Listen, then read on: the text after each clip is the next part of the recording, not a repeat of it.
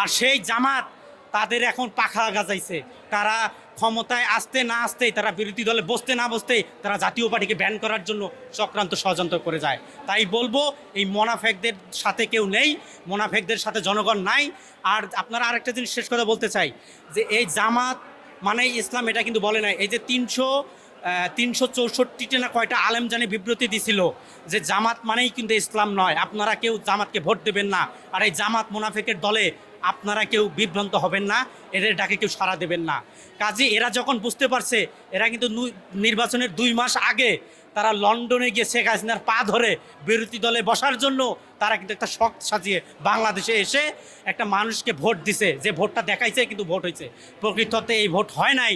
এলা কিন্তু তারা স্বীকার করতেছে যে এটা মেটিকুলাস ডিজাইন হয়েছে, কিন্তু আসলেই তাদের মেটিকুলাস ডিজাইনটা ছিল জাতীয় পার্টিকে সংসদের বাইরে রাখার ডিজাইন। এটাই আপনাদের কাছে অনুরোধ রইল, আপনারা সঠিক জাতীয় পার্টির উন্নয়ন, জাতীয় পার্টির প্রেক্ষাপটগুলো আপনারা গণমাধ্যম সঠিকটা তুলে ধরবেন। কারণ জাতীয় কোনো গণমাধ্যম কোনো দলের হয় না, গণমাধ্যম দেশ জনগণের।